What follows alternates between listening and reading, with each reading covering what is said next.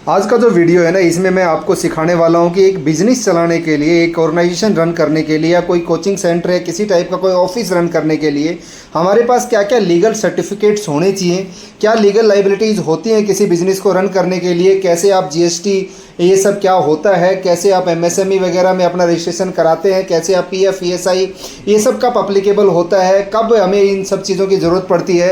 इस entire video को last तक ज़रूर देखना, आपको पूरा का पूरा एक क्लियर हो जाएगा इस वीडियो के थ्रू कि आप ये सब चीज़ें कैसे करोगे। इस वीडियो में आगे बढ़ने से पहले आपको एक चीज़ और मैं याद दिलाना चाहता हूँ कि प्लीज़ अगर इस चैनल को आपने अभी तक सब्सक्राइब नहीं किया तो सब्सक्राइब कर लीजिए, बिकॉज यहाँ पर डेली बेसिस पे आपको एडवांस लेवल की लर्निंग्स मैं आपको देता रहता हूँ। डेली बेसिस पे ऑलमोस्ट कोई ना कोई वीडियो इस यूट्यूब चैनल पे आता रहता है और वो बहुत एडवांस लेवल की लर्निंग के साथ में होता है। स्टार्ट करता हूँ मैं ये वीडियो, प्लीज़ इस वीडियो को लास्ट तक ज़रूर देखना। आज की जो क्लास है ना, वो एक इंपॉर्टेंट क्लास है। संडे को हम बिजनेस मास्टरी सीखते हैं और पिछले काफी दिन से मेरे पास एक क्यूरीज बहुत सारी आ रही थी, वो है लीगल एप्लीकेबिलिटी। क्या क्या लीगल एप्लीकेबल्स होते हैं बिजनेस के अंदर, कौन सी सर्टिफिकेट्स हमें कब चाहिए होती हैं, इन सब चीजों के बारे में आज हम डिस्कस करेंगे। क्या क्या चीजें होती हैं, कब कौन सी चीजें लेनी जरूरी होती हैं, इन सब चीजों के बारे में हम आज बात करने वाले हैं। सब चीजों के बारे में आज हम डिस्कस करने वाले हैं कि लीगल एप्लीकेबिलिटी क्या होती है। एक छोटी सी क्लास होगी 15-20 मिनट 30 मिनट की, जिसमें अंदर मैं आपको सारे कुछ बताऊंगा। सबसे पहले बिजनेस क्या है, what is my business. Business का मतलब होता है एनी सर्विस और प्रोडक्ट जब सेल परचेज होता है उसको बिजनेस बोलते हैं। अब बिजनेस में मल्टीपल लॉज अप्लीकेबल होते हैं as per business nature. Multiple laws applicable होते हैं बिजनेस नेचर के हिसाब से, जैसे पीएफ एक्ट, जैसे ESI act, employ welfare act,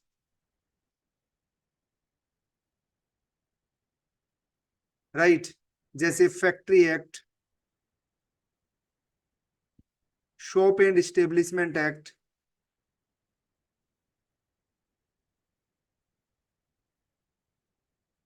GST, taxation हो जाता है आपका। पहले सीख लीजिए, बाद में जो भी चैट बॉक्स में अगर कुछ भी डाल रहे हो ना, सो प्लीज मत डालिए, है ना, नहीं तो बीच बीच में डिस्टर्ब होता रहेगा, कोई फायदा नहीं है। मैं सारी चीज बताऊंगा, पहले मेरी बात सुनोगे अशोक साहब तो बता पाऊंगा, नहीं सुनोगे तो कैसे बता पाऊंगा, है ना। पहले सारी चीज सुना पाऊंगा आपको मैं। Shop and establishment act, GST, right, ये मेन मेन चीजें होती है। आप अगर बीच में मेरे को बुला दोगे तो बहुत सारी चीजें मैं आपको मिस कर जाऊंगा। So my request please. Pollution act, है ना, पोल्यूशन काम करता है आपकी उसके अंदर। Fire and safety, fire and safety, ये सारी चीजें होती है जो मोटी मोटी किसी भी बिजनेस के अंदर काम करती है। कि आपके बिजनेस में एक पीएफ होता है, एक ईएसआई होता है, एक एम्प्लॉय वेलफेयर एक्ट होता है, एक फैक्ट्री एक्ट होता है, एक शॉप एंड एस्टेब्लिशमेंट एक्ट होता है, एक जीएसटी होता है, एक पोल्यूशन एक्ट होता है, एक फायर एंड सेफ्टी होता है। अब ध्यान से समझिए, बिजनेस हमारे पास मैन्युफैक्चरिंग होता है। एक मैन्युफैक्चरिंग बिजनेस होता है जिसमें कुछ मैन्युफैक्चर किया जाता है, जो फैक्ट्री होती है, प्रमाइसिस होती है, मैन्युफैक्चरिंग होता है। एक सर्विसेज होता है जिसके अंदर हम सर्विस देते हैं, मे बी वो कोचिंग सेंटर हो सकता है ना, मे बी वो कोई शॉप हो सकती है जो सर्विस दे रहे हैं, कोई ऑफिस हो सकता है, कोई कुछ भी हो सकता है, मतलब सर्विस के लिए कुछ भी हो सकता है। एक ऐसी चीज कि हमारे पास कोई ऑफिस सर्विस कुछ नहीं है, हम होम से, घर से काम कर रहे हैं, वर्क फ्रॉम होम कर रहे हैं। अब कहां पर क्या एप्लीकेबिलिटी होती है, ध्यान से समझिए। ये थोड़ा सा ना लीगल चीज बता रहा हूं, तो मे बी आपको कितना समझ में आएगा नहीं आएगा, बट मेरा फर्ज है आपको बहुत अच्छे से समझाना। और अगर आप थोड़ा सा इधर फोकस करोगे तो आप समझ भी पाओगे। मैन्युफैक्चरिंग जहां भी होती है, वहां पर सबसे पहले आपके पास अगर 10 या मोर देन 10 एम्प्लॉइज है, 10 और मोर देन 10 एम्प्लॉइज है, तो आपको शॉप एंड इस्टेब्लिशमेंट एक्ट के अंडर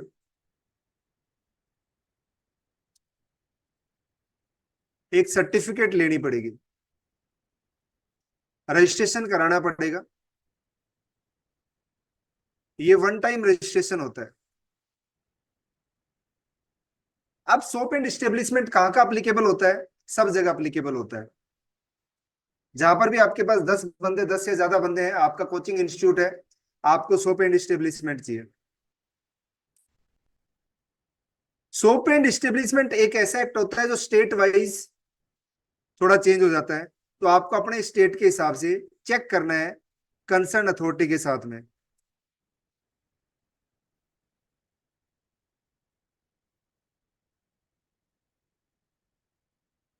और ये ऑनलाइन हो जाता है। क्या हो जाता है? ऑनलाइन हो जाता है, ऑनलाइन ही अप्लीकेबल हो जाता है, ऑनलाइन ही आप इसको अप्लाई कर सकते हैं। हर एक्ट को आज के दिन में ऑनलाइन अप्लाई कर सकते हैं, कोई दिक्कत वाली बात नहीं है। तो पहले एक्ट ये है कि अगर आपके पास 10 या 10 से ज्यादा एम्प्लॉय हैं आपके पास काम करने वाले, तो आपको एक एक्ट एप्लीकेबल हो जाएगा, वो है शॉप एंड एस्टेब्लिशमेंट एक्ट, जिसके अंडर आपको एक सर्टिफिकेट लेनी पड़ती है। एंड वो सर्टिफिकेट आपकी वन टाइम सर्टिफिकेट होती है, जिसकी एक सर्टेन 5-10 हजार फीस होती है। एंड वो फीस पे करके आप एक शॉप एंड एस्टेब्लिशमेंट एक्ट लेते हो। और ये शॉप एंड एस्टेब्लिशमेंट एक्ट की एक वेबसाइट है, गूगल पे जाके चेक कर लोगे, वहां पर आप इसको ऑनलाइन डाल के अपनी शॉप एंड एस्टेब्लिशमेंट एक्ट की सर्टिफिकेट ले सकते हो। ये मत पूछना कैसे होता है, वो आपको कंसर्न अथॉरिटी से बात करनी पड़ेगी, या आपको गूगल पे जाके चेक करना पड़ेगा। कभी आगे आने वाली क्लासेस में पर्टिकुलरली मैं आपको सिखा दूंगा, बट आज ये समझ लीजिए क्या क्या चीज होती है। यहीं पर आपके पास अगर आपकी परमिसेस में, ये कॉमन है, कॉमन क्या है? Shop and establishment act common है, हर जगह लागू होगा। आपके पास अगर कोई भी कोचिंग इंस्टीट्यूट है, कोई भी सर्विस ऑफिस है, कोई भी मैन्युफैक्चरिंग है जिसमें 10 या 10 से ज्यादा इंप्लॉई है, तो शॉप एंड एस्टेब्लिशमेंट एक्ट आपको चाहिए ही चाहिए, सर्टिफिकेट चाहिए ही चाहिए। आप नहीं ले रहे हो तो आप मतलब इलीगल काम कर रहे हो, गवर्नमेंट की रूल की एप्लीकेबिलिटी से आप काम नहीं कर रहे हो। बहुत सारे लोग मिलेंगे जो नहीं कर रहे होंगे, उनका कोई वो नहीं है।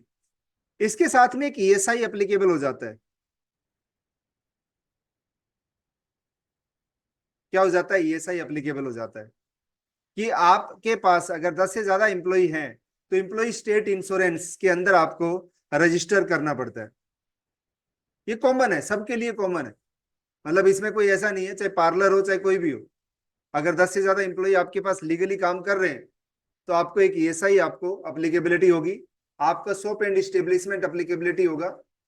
कोई भी परमिसेस, कोई भी बिल्डिंग आप बना रहे हो कॉमर्शियल पर्पज के यूज से, तो उसका फायर एंड सेफ्टी सर्टिफिकेट आपको लेना पड़ेगा।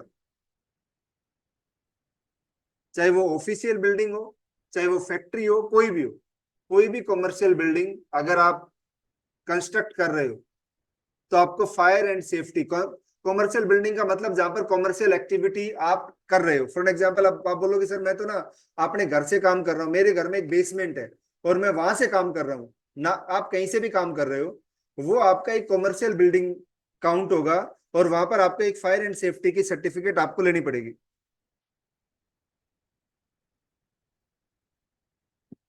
इलीगल चीज बता रहा हूँ, नहीं लेंगे तो क्या होगा जी, जब तक नहीं पकड़े जाओगे कुछ नहीं होगा। बट जिस दिन पकड़े गए, फॉर एग्जाम्पल दिल्ली में को कांड हो गया, 3 बच्चे मारे गए, नीचे बेसमेंट में डूब के मर गए, अब पकड़े गए सब हो जाएगा, है ना। अब सब उसके ओनर भी जेल में जाने हैं, हर चीज जेल में जाना है, क्योंकि अगर उन्होंने लीगल नहीं ले रखा, लीगल ले रखा है तो डिपार्टमेंट फंस जाएगा। अगर उन्होंने लीगल नहीं ले रखा तो वो फंस गए, वो कहीं ना कहीं जाएंगे। एक फायर एंड सेफ्टी की सर्टिफिकेट आपको चाहिए, कोई भी कॉमर्शियल बिल्डिंग में अगर आप काम करते हो तो। आपको एक, अगर आपके बिजनेस का, वैसे तो कोई भी बिजनेस आप स्टार्ट कराते हो, कोई भी बिजनेस स्टार्ट कराते हो, जो भी क्वेश्चन है ना, मेरी आपसे एक हाथ जोड़ के रिक्वेस्ट है और बार बार रिक्वेस्ट है, मैं आपकी क्वेश्चंस को सोल्व करके जाऊंगा। बस सिर्फ एक चीज रखना कि चैट बॉक्स को बंद कर दूं मैं परमानेंटली, है ना। मेरे दिमाग में बहुत सारी चीजें होती हैं, ये मेरा नॉर्मल टॉपिक नहीं है, this is not my normal topic, है ना, बहुत सालों के बाद मैं ये बीच बीच में पढ़ाता रहता हूँ, मुझे बिजनेस करता हूँ तो मुझे थोड़ी नॉलेज है, तो मैं आपको नॉलेज शेयर कर रहा हूँ। डिजिटल मार्केटिंग को आप मुझे डिस्टर्ब में करोगे बीच में तो कोई दिक्कत वाली बात नहीं है, बट यहाँ पर अगर आप मुझे डिस्टर्ब करोगे तो फिर मैं आपको सही से नहीं बता पाऊंगा। और मैं ये ओपन इसलिए छोड़ता हूँ चैट बॉक्स, ताकि कोई आवाज नहीं आ रही, कुछ नहीं आ रहा था, आप मुझे बता सको, क्योंकि हम ऑनलाइन कनेक्टेड है। कोई भी क्वेश्चन है आप प्लीज लिख के रखिए उनको ना, लास्ट में पूछ लीजिए, आपको पहले ही सारी चीजें क्लियर हो जाएंगी। अब किसी ने मेरे से पूछा है कोचिंग सेंटर डिप्लोमा देने के लिए अप्लीकेबल होगा क्या, मैंने पहले ही बोला आपका कोचिंग सेंटर डिप्लोमा है, आपका कोई कुछ भी करते हो आप, जहां पर आपके 10 एम्प्लॉय काम करते हैं तो शॉप एंड एस्टेब्लिशमेंट एक्ट आपको लेना पड़ेगा। आप अगर 10 एम्प्लॉय है तो ईएसआई आपको लेना पड़ेगा। आप अगर जो भी बिल्डिंग है उसका फायर एंड सेफ्टी आपको सर्टिफिकेट लेना पड़ेगा, ये कोई भी हो सकता है, एनी बिजनेस, राइट। लिख के रखिए, माय रिक्वेस्ट प्लीज, आज आज मेरा साथ दे दीजिए थोड़ा सा, क्योंकि बहुत सारी चीजें दिमाग में होती है, भूल जाऊंगा। आपको फायर एंड सेफ्टी का लेना पड़ेगा। अगर आप कोई भी काम कर रहे हो, कोई भी वर्क कर रहे हो और उसके अंदर एयर पोल्यूट हो रही है, एयर पोल्यूशन आप कर रहे हो, अगर आप कर रहे हो, अगर आप वाटर पोल्यूशन कर रहे हो, मतलब कोई वाटर डिस्चार्ज कर रहे हो, आपकी प्रोसेस ऐसी है जिसमें पानी लग रहा है ना, आप ऐसी मैन्युफैक्चरिंग करते हो, आप कपड़े धोने का काम करते हो, लॉन्ड्री सर्विस देते हो, पानी लग रहा है, आप कोई केमिकल काम करते हो, एयर एंड वाटर में दिक्कत हो रही है ना, या कोई नॉइज, इन तीनों में कोई भी चीज अगर एप्लीकेबल है तो आपको पोल्यूशन डिपार्टमेंट से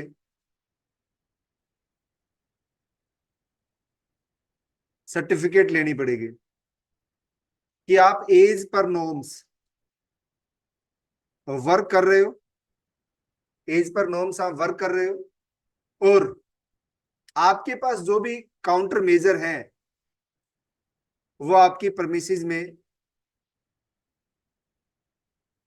काउंटर मेजर है, वो आपके वर्क एरिया में अप्लीकेबल है, वो आपको चेक करके देंगे।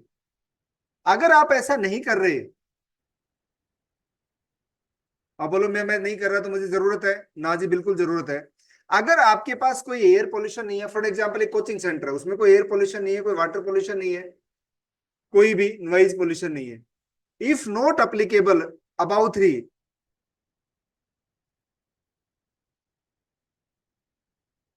तो भी आपको एक एनओसी, वन टाइम एनओसी लेनी पड़ेगी पॉल्यूशन डिपार्टमेंट से। वन टाइम एनओसी आपको लेनी पड़ेगी पॉल्यूशन डिपार्टमेंट से, अगर आप इन तीनों में कोई भी काम नहीं कर रहे हो तो भी। अगर आप कर रहे हो तो आपको हर साल या 3 साल या हर 5 साल में जितने दिन के आप सर्टिफिकेट लेते हो उतने दिन में आपको रिन्यूअल कराना पड़ता है। अगर आप नहीं भी कर रहे हो तो आपको रिन्यूअल सर्टिफिकेट लेने की जरूरत नहीं है, एक एनओसी, नो ऑब्जेक्शन सर्टिफिकेट आपको डिपार्टमेंट से लेनी पड़ेगी, वन टाइम एक्टिविटी होगी। ये पोल्यूशन डिपार्टमेंट कोई भी परमाइसी जैसा है, राइट, कर रहे हो तो air air pollution, noise pollution, water pollution, इसका सर्टिफिकेट लेना पड़ेगा, नहीं कर रहे हो तो एनओसी लेनी पड़ेगी।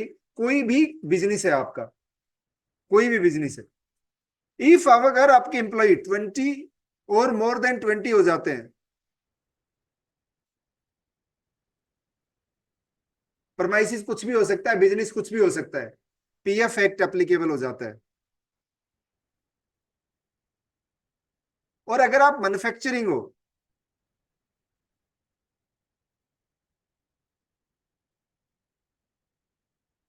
अगर आप मैन्युफैक्चरिंग चलाते हो तो फैक्ट्री एक्ट एप्लीकेबल हो जाता है।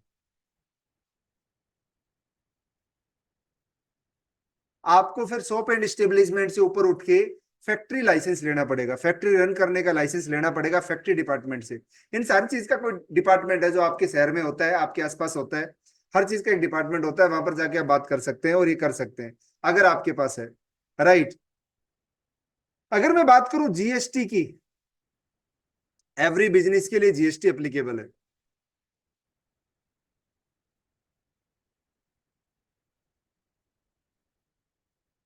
आप बच सकते हैं अगर if your business turnover is less than 10 lakhs, अगर आपके बिजनेस का टर्नओवर 10 लाख से कम है तो आप जीएसटी ना भी लो तो कोई दिक्कत नहीं है। बट मेरी राय ये है कि चाहे आपका 1 रुपए टर्नओवर है या आपका 5 रुपए टर्नओवर है, आपका 1 रुपए टर्नओवर है या आपका 5 रुपए टर्नओवर है, चलो कोई बात नहीं, मैं क्या क्या क्या बताऊं आपको। अगर मेरी बात आपकी भेजे में नहीं घुस रही है तो मैं चैट को बंद कर देता हूँ ना, क्योंकि प्रॉब्लम है। अगर आपका बिजनेस 10 लाख से कम है, टर्नओवर कम है, तो आप जीएसटी ना लो तो चलेगा, बट आप किसी से जीएसटी क्लेम नहीं कर सकते। जीएसटी देनी पड़ेगी, बट आप क्लेम नहीं कर सकते।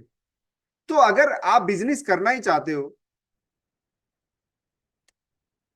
तो जीएसटी फर्स्ट डे, मतलब स्टार्टिंग से आपको रजिस्टर करानी चाहिए। इससे आपको बेनिफिट है, नुकसान नहीं है ना। एक तो आपका बिजनेस लीगल हो जाता है, आपको प्रोपराइटर की सर्टिफिकेट मिल जाती है। सेकंड, आप जीएसटी क्लेम कर सकते हो। आप कोई सामान खरीदते हो, जीएसटी देते हो, तो उसको क्लेम कर सकते हो आप। जीएसटी किसी को जीएसटी आप लेते हो उसके साथ उसको मैच कर सकते हो। अगर नहीं है तो आपका जीएसटी वेस्ट जाता है, कोई फायदा नहीं है। तो जीएसटी फर्स्ट डे से होनी चाहिए। राइट। क्या है आपका, मैंने क्या क्या बताया?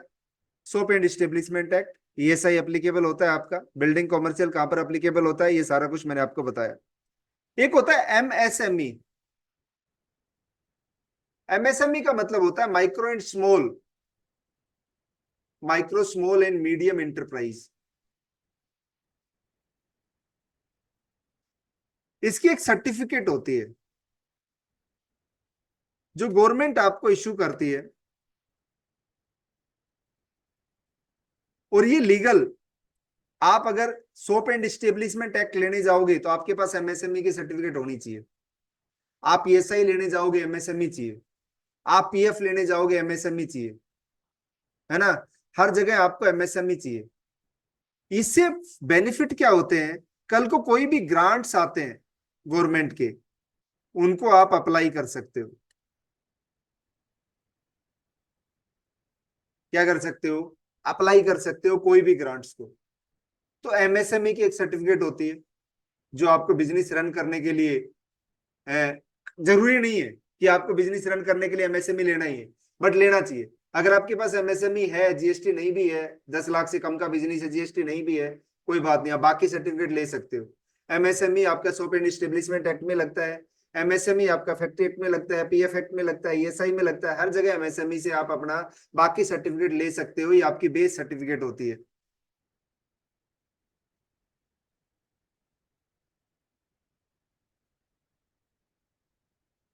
अब आप बोलोगे सर बहुत सारे ऐसे बिजनेस हैं जो बिना इन सर्टिफिकेट के चल रहे हैं, चलाने को कुछ भी चलता है ना। लीगली ये अप्लीकेबिलिटी है। अगर आप नहीं लेना चाहो कोई बात नहीं जी, मत लिए। जब तक आप नहीं पकड़े जा रहे हो कोई बात नहीं जी, आप नहीं पकड़े जा रहे हो, नहीं पकड़े जा रहे हो। बट आप रियल में लीगल बिजनेस करना चाहते हो, रियल में आप चाहते हो कि मैं लीगली कोई बिजनेस ही करूं और लीगली मैं इस चीज को आप लेके जाऊं, आगे लेके जाऊं, तो आपको ये चीज करनी पड़ेगी। कुछ चीजें ऐसी होंगी जो आपकी म्युनिसिपैलिटी ने, लोकल अथॉरिटी ने क्या कर रखा होगा, अप्लीकेबल कर रखा होगा, है ना, अप्लीकेबल कर रखा होगा। तो आप उनको आप आगे उनके अकॉर्डिंगली आप काम कर सकते हो। भाई आपकी अथॉरिटी ने ये बोल रखा है कि ये अप्लीकेबल है आपके यहाँ पर, तो आप म्युनिसिपैलिटी कॉर्पोरेशन जाके बात कर सकते हो कि जी मैं कोई फैक्ट्री डाल रहा हूँ, मैं बिजनेस डाल रहा हूँ, आपका कोई रूल है तो बताओ। कुछ ऐसी चीजें होती है जो आपकी लोकल अथॉरिटी जो होती है वो अप्लीकेबल कर देती है। राइट। कोई भी बिल्डिंग होती है उसका, कोई भी कॉमर्शियल बिल्डिंग होती है उसका फैक्ट्री डिपार्टमेंट या सोप एंड स्टेब्लिशमेंट डिपार्टमेंट से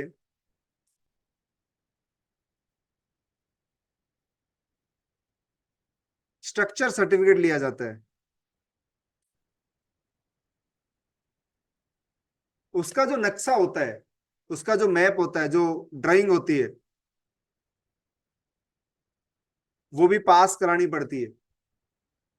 कि मेरे पास फॉर एग्जांपल आपका बेसमेंट है तो वहां पर एक रूल है, एक जाने के लिए जीना होना चाहिए, खाने के लिए होना चाहिए, वेंटिलेशन होना चाहिए, है ना, प्रॉपर तरीके से हर चीज का सिस्टम होना चाहिए। तो वो सर्टिफिकेट देते हैं आपकी बिल्डिंग को कि हाँ आपकी बिल्डिंग एज पर नॉर्म्स है। है ना, आपकी बिल्डिंग एज पर नॉर्म्स है। अब आप बोलोगे ये तो सर कोई नहीं लेता, बट जो लीगली आज फैक्ट्री चला रहे हैं वो सब लेते हैं। मैं एचआर में 13 साल से काम करता था, मैंने ये सब सर्टिफिकेट लेके कंपनी को दी, और सब सर्टिफिकेट हर कंपनी लेती है, और ऑडिट होती है इनकी, इन सबकी इंस्पेक्शन होती है, ऑडिट होती है, जो गवर्नमेंट डिपार्टमेंट करता है टाइम टाइम पे, राइट। आपका जो भी जीएसटी नंबर है उसको आपकी प्रेमाइसिस पे डिस्प्ले करना पड़ता है। आपकी जो भी सर्टिफिकेट्स हैं ये आउटसाइड प्रेमाइसिस डिस्प्ले करना पड़ता है।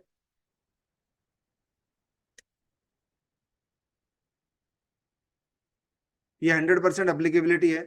बाकी सर्टिफिकेट्स को भी आपको डिस्प्ले करना पड़ता है। जो भी कुछ सर्टिफिकेट आपकी हैं उनको भी आपको डिस्प्ले करना पड़ता है, कि आप उनको अपनी प्रेमाइसिस के अंदर या आउटसाइड जहां पर भी अप्लीकेबिलिटी है उनको डिस्प्ले करोगे कि हाँ जी मेरे पास ये सर्टिफिकेट्स हैं, और इन सर्टिफिकेट के बेस में मैं चलता हूँ। अब मेरे से किसी ने बीच में पूछ लिया था, इसलिए मैंने चैट बंद कर दिया था आपका। चैम्बर ऑफ कॉमर्स रजिस्ट्रेशन, ये chamber of commerce is a संस्था, है ना, CII, इसको बोलते हैं CII, right. Chamber of commerce is a संस्था है। ये कोई एक, जिसको बोलते हैं ना मेरी एक संस्था, जैसे एक्मा, CII, ये संस्था है, ये मेंबरशिप देते हैं। आपको चाहिए तो ले लो, नहीं चाहिए तो मत लो। जैसे क्लब होते हैं ना क्लब, वैसे इनकी मेंबरशिप है। मेंबरशिप क्यों देते हैं? आप इनके मेंबर बनोगे तो आपको गाइड करेंगे, आपको बहुत सारी चीजों में हेल्प करेंगे। इसकी एनुअल मेंबरशिप फीस अलग अलग इंडस्ट्री के हिसाब से, अलग अलग उसके हिसाब से अलग अलग होती है। एवरेज में 3 लाख रुपए ईयरली एनुअल मेंबरशिप फीस होती है। आप मत बनो इसके मेंबर, कोई दिक्कत वाली बात नहीं है ना। फॉर एग्जाम्पल आप गोल्फ सीखने जाते हो तो आप आगे मेंबरशिप ले लेते हो। आप कोई लाइब्रेरी में जाते हो वहां की मेंबरशिप ले लेते हो। तो CII एक संस्था है, चैम्बर ऑफ कॉमर्स एक संस्था है ना। उसकी मेंबरशिप आप चाहो तो ले लो, नहीं चाहो तो छोड़ दो, कोई प्रॉब्लम वाली बात नहीं है। नॉट अप्लीकेबल है, ये कोई मस्ट नहीं है, मैंडेटरी नहीं है ना, ये कोई मैंडेटरी नहीं है। आप इसमें नॉट एप्लीकेबिलिटी है कि आप ये सारी चीजें कर सकते हो। ये आपकी जो इस्टेब्लिशमेंट है उसको चलाने के लिए चाहिए। अब आप कोई भी चीज हो आपकी, फॉर एग्जाम्पल आप बोलोगे सर जी, अब 2 चीजें और होती है। एक होती है सेल्फ एम्प्लॉयड, कि मैं ना एक हाउस वाइफ हूं, घर बैठ के काम करती हूँ। आप सेल्फ एम्प्लॉयड हो, बिजनेसमैन नहीं हो, है ना, आप सिंगल आदमी हो। 10 बंदों से नीचे, 10% से नीचे मोस्टली थिंग अप्लाई नहीं होती, अप्लीकेबल नहीं होती। सिर्फ जो आपकी safety, fire and safety, fire and safety and building structure, जहां पर आप काम कर रहे हो वो एज पर सेफ्टी नॉर्म्स होना चाहिए। फॉर एग्जाम्पल आप बोलते हो कि मैं एक टिफिन सर्विस देती हूँ अपने घर से, मैं किचन रन करती हूँ, और मेरे किचन में 5 लोग काम करते हैं, 5 पीपल वर्क करते हैं, है ना। तो आपके पास ना ये सही एप्लीकेबल है, ना सोप एस्टेब्लिशमेंट एक्ट एप्लीकेबल है। 10 लाख से नीचे टर्नओवर है तो GST भी एप्लीकेबल नहीं है। आपके पास पॉल्यूशन एक्ट भी एप्लीकेबल नहीं है, कुछ एप्लीकेबल नहीं है। बट क्या एप्लीकेबल है? अगर उन 5 बंदों में कल को सेफ्टी इश्यू कोई भी होता है तो गवर्नमेंट आप पे छापा मार देगी कि आपका फायर एंड सेफ्टी आपने क्यों नहीं लिया, आप कॉमर्शियल रन कर रहे हो, फायर एंड सेफ्टी क्यों नहीं लिया आपने, बिल्डिंग को बिल्डिंग नॉर्म्स के हिसाब से क्यों नहीं बनाया, है ना। तो आप फायर एंड सेफ्टी डिपार्टमेंट में जाके बात कर सकते हैं अगर आप चाहो तो। नॉर्मली 99% ऐसा होता नहीं है, बट जैसे अभी अचानक से वो कोचिंग सेंटर में हो गया, पानी घुस गया, 3 लोग मर गए, अब ना हर चीज का चेकिंग होगा। 99% कोचिंग सेंटर के पास कोई सर्टिफिकेट नहीं थी, कोई लीगली फायर एंड सेफ्टी का सर्टिफिकेट उनके पास नहीं होगा, बट आज वो ना, आज उनके लिए वो बहुत जरूरी हो गया। क्यों? क्योंकि आज वो एक हादसा हो गया, तो कल को हादसा हो जाएगा तो लोग आपसे पूछेंगे। तो अगर 10 से नीचे लोग आपके पास काम कर रहे हैं तो आपके पास CSI भी एप्लीकेबल नहीं है, सोप एंड एस्टेब्लिशमेंट एक्ट भी एप्लीकेबल नहीं है, फैक्ट्री एक्ट भी एप्लीकेबल नहीं है, पॉल्यूशन भी एप्लीकेबल नहीं है ना। GST 10 लाख से नीचे टर्नओवर है तो एप्लीकेबल नहीं है। GST का स्लैब है 10 लाख, 20 लाख, 30 लाख, 10 लाख, 20 लाख, 40 लाख, ऐसे GST ने स्लैब बना रखा है। कोई भी एक चीज एप्लीकेबल आपकी होगी, वहीं पर आपको GST मैंडेटरी चाहिए। किसी भी बिजनेस में GST मैंडेटरी चाहिए। GST को आपको ये सारी चीजें करनी पड़ती हैं। राइट, यहां तक समझ में आया तो आप मुझे बताइए, यस लिख के मेंशन करके एक बार के लिए। यहां तक समझ में आ गया? फिर थोड़ा सा और बताऊंगा आपको। ये बहुत इंपॉर्टेंट नॉलेज है, एटलीस्ट आप करो ना करो आपको पता होना चाहिए, है ना? पता है तो आप कई जगह बच जाओगे, नहीं पता तो प्रॉब्लम है। इंश्योरेंस एजेंट सेल्फ इंप्लॉयड है राजेश, सेल्फ इंप्लॉयड में एप्लीकेबल नहीं होती मोस्टली चीज, मैंने अभी लिखा आपको। Self employed is a job. अब आप नौकरी करने जाते हो थोड़ी सर्टिफिकेट लोगे। बिजनेस करते हो, इंश्योरेंस आपने ऑफिस खोल रखा है, 10 बंदे काम करते हैं तो हर चीज अप्लीकेबल है। आपके पास कोई संस्था है तो अप्लीकेबल है, आप अकेले काम करते हो तो जॉब कर रहे हो, आप सेल्फ इंप्लॉयड में अप्लीकेबिलिटी नहीं होती। हाँ, सेल्फ इंप्लॉयड आदमी ऑफिस में बैठ के काम कर रहे हैं, वो ऑफिस एज पर नॉर्म्स होना चाहिए। ओके जी। अब आप जब कंपनी बनाते हो तो एक कंपनी होती है प्रोप्राइटरशिप।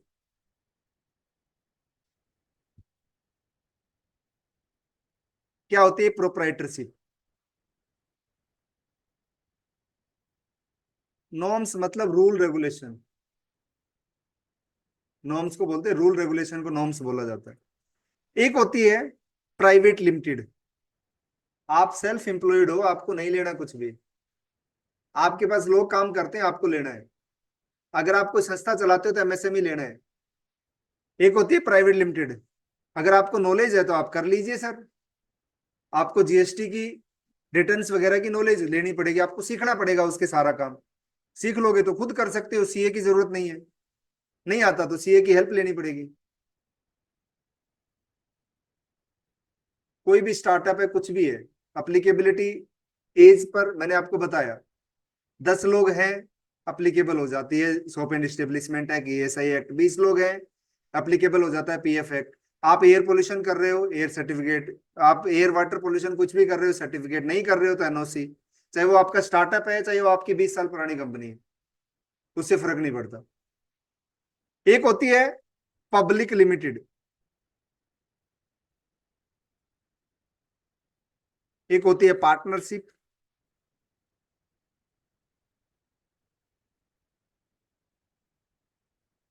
एक होती है पार्टनरशिप, एक होती है कॉरपोरेशन। प्रोप्राइटरशिप का मतलब ये है कि आप का एक बिजनेस है, छोटा सा बिजनेस है, कोई परचून की दुकान चलाते हो, छोटा सा बिजनेस है, उसकी जीएसटी सर्टिफिकेट आपने ले रखी है, वो जीएसटी सर्टिफिकेट ही प्रोप्राइटरशिप का रजिस्ट्रेशन होता है। उसमें मान के चला जाता है कि आपके पास एक या दो चार बंदे आप मिलके काम कर रहे हो, बस छोटा सा बिजनेस, इसको प्रोप्राइटरशिप बोला जाता है। इसका रजिस्ट्रेशन कराना नहीं होता, जैसे आप जीएसटी लेते हो आप प्रोप्राइटर घोषित हो जाते हो, है ना? सेल्फ डिक्लेयर्ड है कि आप प्रोप्राइटर हो। प्राइवेट लिमिटेड का आपको रजिस्ट्रेशन करना पड़ता है। पब्लिक लिमिटेड, जब आप स्टॉक मार्केट में लिस्ट हो जाते हो, अपनी कंपनी को लिस्ट कर लेते हो। मत पूछना लिस्ट कैसे होती है, मुझे नहीं पता लिस्ट कैसे होती है, ये बहुत बड़ा सीए का काम है। कुछ लोग मेरे से पूछना स्टार्ट करते हैं लिस्ट कैसे करें, सर मेरी कंपनी लिस्ट हो जाएगी। सर वो फाइनेंशियल नॉलेज वाला बंदों के पास जाना पड़ेगा आपको। मैं आपको बता सकता हूँ, लिस्ट कर लोगे तो पब्लिक लिमिटेड हो जाएगी। आप जो बंदे मिलके कोई काम कर रहे हो तो पार्टनरशिप में रजिस्ट्रेशन कराना पड़ता है कि भाई हमारी पार्टनरशिप फर्म है, रजिस्टर कराना पड़ता है। और अगर आप कोई फॉर एन एग्जाम्पल कोई कॉरपोरेशन बनाना चाहते हो कि भाई मैं for an example Manoj Tech Corporation, किसी कंपनी के सामने कॉर्पोरेशन लगा रहता है ना, तो कॉर्पोरेशन की सर्टिफिकेट आपको लेनी पड़ती है। ये सारे रजिस्ट्रेशन कराना पड़ता है। आपको आता है तो खुद कराइए, नहीं आता तो जिसको आता है उससे कराइए, बट कराने पड़ेंगे। अब मुझे कोई बता सकता है कि लिमिटेड और प्रोप्राइटर में बेसिक फर्क क्या होता है? लिमिटेड किसी कंपनी के सामने क्यों लगाया जाता है और कब लगता है? एनीवन? पैन नंबर सेम ही होता है सर, जो आपका आपका पैन नंबर होगा ना, आप प्रोप्राइटर हो, आप वाला पैन नंबर ही चलता है। एनीवन? लिमिटेड क्यों लगता है किसी कंपनी के सामने? कब लगता है लिमिटेड? और लिमिटेड लग जाए तो क्या चीज ऐसी होती है जो लिमिटेड हो जाती है?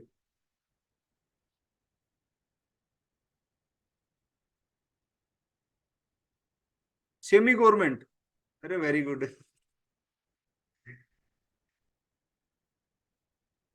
वेरी गुड कपिल जी, बहुत बढ़िया आंसर दिया आपने, राइट आंसर आपको। दो या दो से ज्यादा लोगों का ग्रुप तो लिमिटेड लग जाता है। बहुत बढ़िया सलीम, बहुत बढ़िया, वेरी गुड। लिमिटेड क्या चीज होती है? शेयर लिमिटेड हो जाते हैं। चलो, कोई बात नहीं, बट ये नहीं है। हाँ, ये भी एक एलएलपी भी होता है, बिल्कुल होता है LLP. Turnover more than 1 crore, क्यों? प्रोपराइटर में भी हो सकता है मोर देन 1 करोड़, कोई दिक्कत वाली बात नहीं है। लिमिटेड मतलब पब्लिक कंपनी। अच्छा। सुनो, आपकी कंपनी में एक लाइबिलिटी नाम की चीज होती है। क्या होता है liability? What you mean by liability?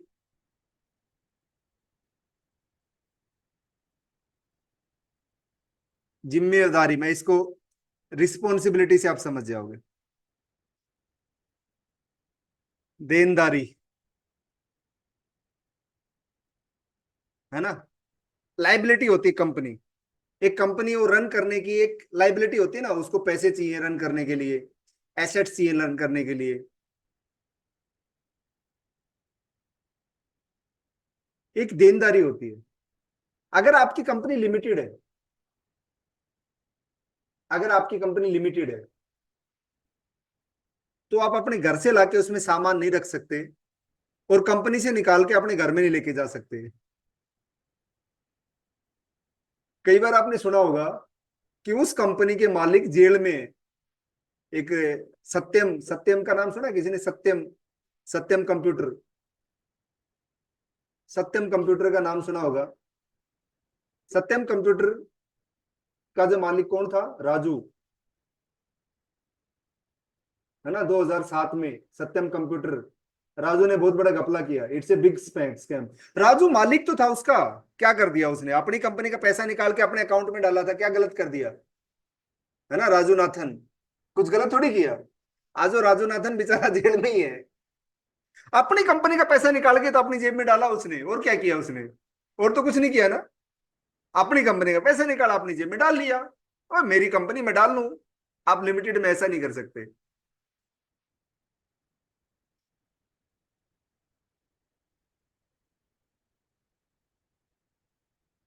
आप लिमिटेड में ऐसा नहीं कर सकते। वैल्यू से ज्यादा शो की, अपनी कंपनी का तो शो किया था ना जो किया वो, है ना? स्टॉक बढ़ाने के लिए, शेयर की प्राइस बढ़ाने के, जो किया अपने लिए किया ना।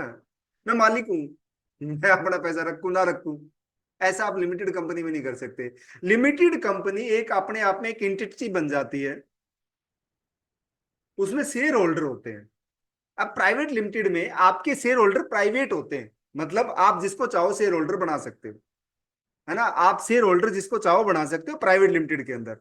बट जहां पर पब्लिक लिमिटेड की बात आती है, तो जैसे आप किसी भी, आप टाटा के शेयर खरीद सकते हो ना, आपको टाटा से परमिशन लेने की जरूरत नहीं है। आप स्टॉक मार्केट ओपन करोगे, टाटा के शेयर खरीद लोगे, तो आप पब्लिक भी उस शेयर को खरीद सके तो पब्लिक लिमिटेड हो जाती है। प्राइवेट लिमिटेड का मतलब कि आप प्राइवेटली शेयर को डिस्ट्रीब्यूट करते हो, आपके हाथ में होता है शेयर डिस्ट्रीब्यूट करना। आपने किसी से फंडिंग ली, आपने बोला कि भाई मैं आपको ना 30% का शेयर होल्डर बनाता हूं, आप बना सकते हो, है ना? वो आपकी परमिशन के बिना शेयर होल्डर नहीं बनेगा, आप बनाओगे तो बनेगा। बट पब्लिक लिमिटेड में कोई भी ले सकता है। बट लिमिटेड का मतलब होता है कि कंपनी की कोई भी चीज आप पर्सनली यूज नहीं कर सकते, पर्सनली यूज नहीं कर सकते, और कोई भी पर्सनल चीज कंपनी में नहीं दे सकते। आप मालिक हो चाहे कुछ भी हो, आप शेयर होल्डर हो, you are only shareholder, है ना? यहाँ पर मालिक, मालिक होता है प्रोपराइटर। आप जो मर्जी दे दो, जो मर्जी ले लो, कोई नहीं पूछने वाला। है ना? क्योंकि आप उसके दुकान के मालिक हो। बट अगर आप एक कंपनी रन कर रहे हो, राइट, तो शेयर होल्डर हो आप उसके डायरेक्टर हो, उसके प्रमोटर्स हो, उसके मैनेजिंग डायरेक्टर हो सकते हो, उसके सीईओ हो सकते हो। बट आप कंपनी का मालिक नहीं हो सकते, you are only shareholder. आप कंपनी से कोई भी चीज निकाल के अपनी जेब में नहीं डाल सकते इलीगली, इलीगली। लीगल तरीके से आपको सैलरी आ सकती है, आप गाड़ी ले सकते हो जैसे कंपनी पॉलिसी बना के, बट इलीगली नहीं ले सकते। We just get a salary, that mean इस केस ऑफ प्राइवेट लिमिटेड ना जी। हाँ, in case of private limited हमें सैलरी मिलती है, ऐसी इसमें कोई डाउट नहीं, शेयर होल्डिंग भी मिलती है, हमें प्रॉफिट का हिस्सा भी मिलता है ना। हम फॉर एग्जाम्पल, मैं एक शेयर होल्डर हूं, मैं 100% शेयर होल्डर शेयरिंग मेरे पास है प्राइवेट लिमिटेड की, मेरी कंपनी प्राइवेट लिमिटेड है, मेरी मेरी 100% शेयर होल्डिंग मेरे पास है। सो मेरे पास जो भी प्रॉफिट होगा उसका मालिक मैं हूं, क्योंकि प्रॉफिट मिलता है शेयर होल्डर को, है ना, उसका मालिक मैं हूं। बट मैं ऐसा नहीं कर सकता कि यार आज मुझे ना 10,000 रुपए की जरूरत है तो मैंने कंपनी के अकाउंट से 10,000 यूज कर लिए, ऐसा नहीं कर सकता। उसका प्रॉपर डॉक्यूमेंटेशन के साथ ही होगा, क्या यूज हुए, किस लिए यूज हुए, ऑडिट होती है उसकी, प्रॉपर ऑडिट होती है उसकी, कि भाई ये 1 रुपए इधर से उधर गया, कहाँ गया बताइए, आपका सीए आपके सर पे बैठ जाता है। आपको किसी फाइनेंशियल संस्था से उसकी ऑडिट करानी पड़ती है, ऑडिटिंग होती है उसकी प्रॉपर तरीके से। ये फर्क होता है पार्टनरशिप, पार्टनरशिप भी एक फर्म है, चाहे लिमिटेड हो, चाहे पार्टनरशिप हो, चाहे कॉर्पोरेशन हो, इसमें लाइबिलिटी आपकी लिमिटेड हो जाती है, इसलिए इसको लिमिटेड कंपनी बोला जाता है। इसका रजिस्ट्रेशन कराना पड़ता है, इससे रजिस्ट्रेशन कराने से टैक्सेशन बढ़ जाता है। इसलिए नॉर्मली बोला जाता है कि अगर 1 करोड़ तक आपका टर्नओवर है तो प्रोपराइटर में चलाइए, है ना। अगर आपको फंडिंग नहीं चाहिए, बाहर से शेयर होल्डर नहीं बनाना है किसी को, तो आप अपनी पार्टनर प्रोपराइटरशिप में अपनी कंपनी रन करिए। अगर आपको फंडिंग वंडिंग चाहिए तो, क्योंकि प्रोपराइटरशिप में लाइबिलिटीज नहीं है, प्रोपराइटरशिप में कोई ज्यादा बाउंडेशन नहीं है, टैक्सेस नहीं है इतनी ज्यादा, लाइबिलिटीज बढ़ जाती है प्राइवेट लिमिटेड वगैरह में। बट अगर आपको फंडिंग चाहिए मार्केट से, किसी को शेयर होल्डर बनाना है, उसको शेयरिंग के बदले में आपको पैसे लेने हैं, फिर आपको प्राइवेट लिमिटेड की जरूरत पड़ती है, आप प्रोपराइटर में ऐसा नहीं कर सकते। These are the some legal things, है ना, these are some legal things. अब कुछ लोगों की मेरे पास एक क्यूरीज और भी आ रही थी, सर एमएसएमई सर्टिफिकेट बनवानी है, क्योंकि एमएसएमई सबके लिए जरूरी है, हमें एक एमएसएमई सर्टिफिकेट चाहिए, है ना। मैं आपको एक गूगल फॉर्म भर भेज रहा हूं, आपको अगर एमएसएमई बनवानी है, वो किसी को भी, एमएसएमई हर चीज के लिए आपके पास एक आधार कार्ड होना चाहिए, आपकी कंपनी का नाम आपको पता होना चाहिए और कैटेगरी पता होना चाहिए। एमएसएमई सर्टिफिकेट बनाना फ्री है, आप इसकी साइट पे जाके विजिट करके आप सर्टिफिकेट बना सकते हो, ये फ्री ऑफ कॉस्ट बनती है। बट अगर आपको मेरी टीम की हेल्प चाहिए इसको बनाने में, क्योंकि देखो जहां भी टाइम लगता है वहां पर पैसा लगता है, डिजिटल मार्केटिंग पढ़ाने के लिए, सपोर्ट करने के लिए जो टाइम लग रहा है वो मैं आपको दे रहा हूं, बट इन अदर थिंग्स जहां भी टाइम लगता है वहां पर पैसा लगता है, चाहिए तो इसकी 1,000 रुपीज चार्ज है पर सर्टिफिकेट, है ना। जिसको भी ये करवानी है, मैं आपको, किसी को फोर्स नहीं, किसी को मेरे को नंबर देने की जरूरत नहीं है, किसी को फोन करने की जरूरत नहीं है, किसी को फोन करने की जरूरत नहीं है। मैं आपको एक फॉर्म दे रहा हूं, उस फॉर्म को फिल करना है, मैं फॉर्म आपके ग्रुप में भेज रहा हूं, ना मेरे को फोन करने की जरूरत, किसी को फोन करने की जरूरत नहीं है। अगर आपको एमएसएमई सर्टिफिकेट चाहिए तो आप ये फॉर्म फिल कर देना, ये तो कर देना, कर सकते हो खुद तो खुद कर लेना, इसमें कोई पैसा नहीं लगता है, इसका गवर्नमेंट कोई फीस नहीं है। फॉर्म फिल करोगे तब आपसे पेमेंट मांगेगा, आपको जो पेमेंट है वो 9818892866 पे, ये नोट कर लीजिए, ये पेमेंट नंबर है, सिर्फ पेमेंट नंबर है, इस पे कॉल वगैरह नहीं करनी है आपको, इस पे आप पेमेंट कर सकते हो। Sir can you talk about trademark, sir trademark क्या चीज होती है बता देता हूँ आपको मैं, बट मैं उसमें पोस्ट की उसमें मैं आपको बता नहीं सकता, क्योंकि मुझे एमएसएमई हर एक चीज के लिए जरूरत होती है, कुछ भी हो। सर कंपनी का अलग पैन कार्ड करना जरूरी होता है क्या, उसका क्या फायदा होता है, अगर आपका प्रोपराइटर हो तो अलग पैन कार्ड की जरूरत नहीं होती, प्राइवेट लिमिटेड हो तो कंपनी अलग होगी, वो एक अलग एंटिटी है, फिर उसका पैन कार्ड अलग ही बनेगा, आधार कार्ड भी उद्योग आधार बनेगा फिर उसका। आप ध्यान से समझिए, ट्रेडमार्क और बता देता हूँ। ट्रेडमार्क होता है कि आपका जो नाम है, जो लोगो है, उसको आप रजिस्टर कराते हो, उसको उसका रजिस्टर करा लेते हो, फिर वो नाम और लोगो कोई और अदर पर्सन यूज नहीं कर सकता, इसकी फीस क्या है मुझे नहीं पता, बहुत सारे ट्रेडमार्क कंसल्टेंट है मार्केट के अंदर, आप सर्च करिए एंड सर्च करके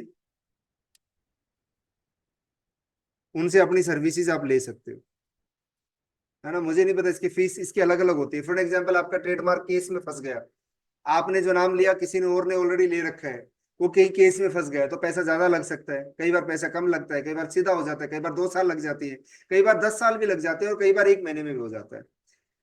if GST taken the name of the proprietor running company will be GST number required for the same proprietor for company B।